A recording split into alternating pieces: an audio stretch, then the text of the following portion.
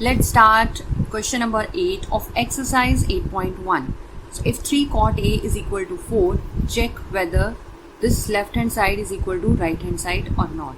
So let's start with the question. Cot A is equal to, we can write down like this, 4/3.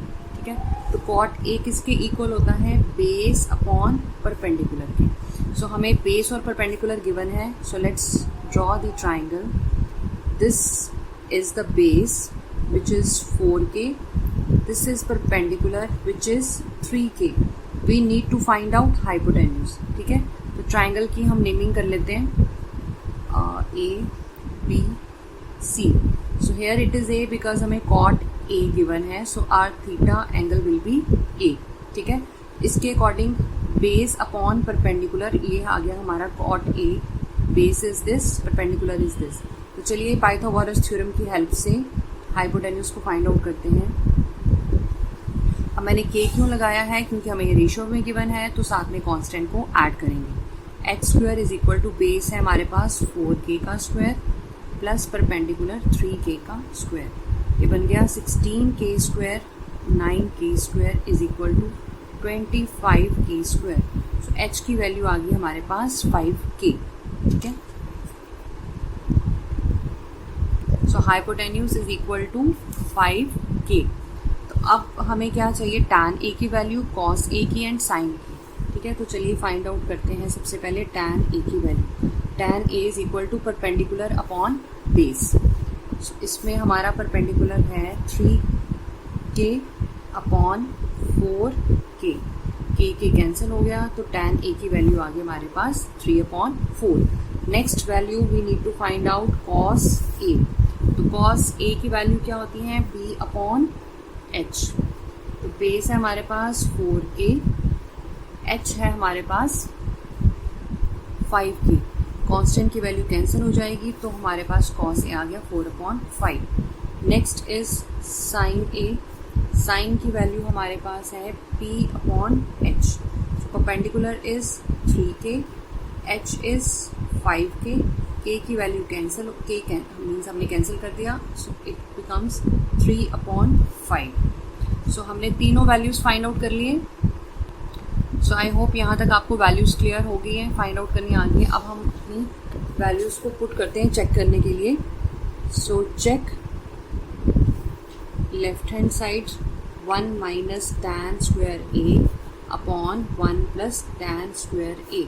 ठीक है, और यहाँ हम कर लेते हैं right hand side cos square a minus sine square a. ठीक है, तो 1 माइनस tan की वैल्यू है 3/4 का स्क्वायर, 1 प्लस 3/4 का स्क्वायर. ठीक है, और यहाँ पे हम cos की वैल्यू पुट कर लेते हैं. cos है 4/5 का स्क्वायर माइनस साइन की वैल्यू है 3/5 का स्क्वायर. ये बन गया 16/25 माइनस 9/25. 16 माइनस 9 7/25. इसको भी सॉल्व कर लेते हैं. 1 माइनस 9/16 और ये बन जाएगा 1 प्लस 9/16. फर्दर एलसीएम ले लेते हैं. 16 माइनस 9/16, 16 प्लस 9/16. 16 कैंसिल, 7/25.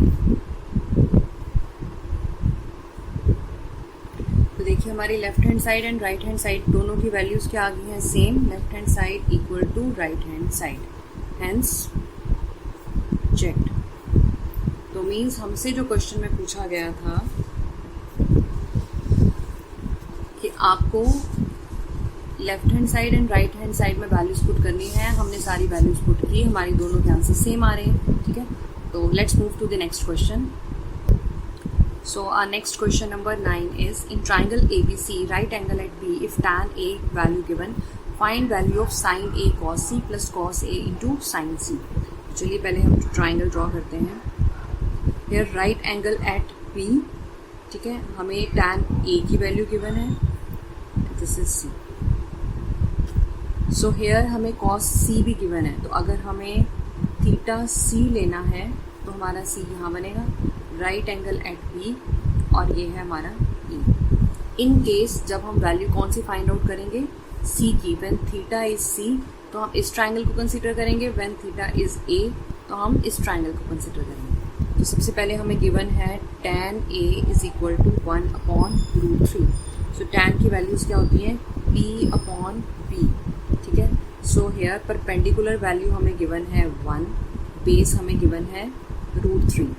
तो पाइथागोरस थ्योरम की हेल्प से हम h निकालते हैं, h² is equal to p² plus p²। h² base है हमारे पास √3 का स्क्वायर प्लस 1 का स्क्वायर, 3 + 1 = 4। तो h हमारे पास क्या आ गया 2, क्योंकि यहाँ पे स्क्वायर है, अंडर रूट करेंगे h की वैल्यू हमारे पास आ जाएगी 2। सो दिस वैल्यू इज 2, ठीक है। सो हेयर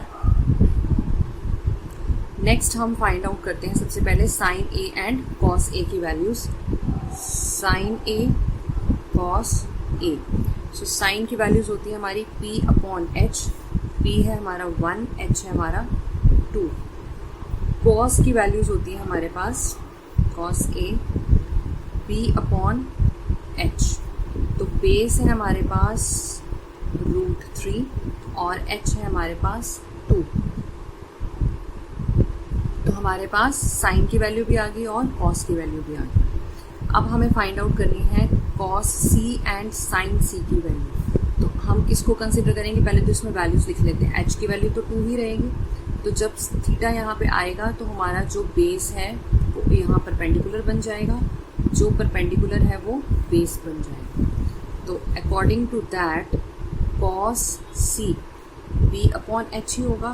तो अब हमारा बेस क्या हो गया 1 और h हो गया हमारा 2, और साइन c की वैल्यू क्या होगी P/H। तो p है हमारे पास √3, h है हमारे पास 2। तो हमने फर्स्ट पार्ट के अकॉर्डिंग सारी वैल्यूज निकाल ली है। Now it's time to put the values put कर लेते हैं। साइन a है हमारे पास 1/2, cos c 1/2, cos a √3/2 multiply sine c √3/2, ठीक है। अब हम इसको सॉल्व कर लेते हैं। 1/4 प्लस 3/4, 4/4 कैंसिल होके आ जाएगा 1। So answer of first part will be 1। So next part की स्टेटमेंट ये गिवन है। सो कॉस ए की वैल्यू गिवन है √3/2, कॉस सी की वैल्यू है 1/2, साइन ए 1/2, साइन सी √3/2। सो √3/4 माइनस √3/4। तो जब दोनों को सेम √3/4 में से √3/4 माइनस करेंगे तो आर आंसर विल बी 0। सो हमारे पास दोनों पार्ट्स के आंसर आ गए। So this is the answer, 1 is the answer of first part and 0 is the answer of second part.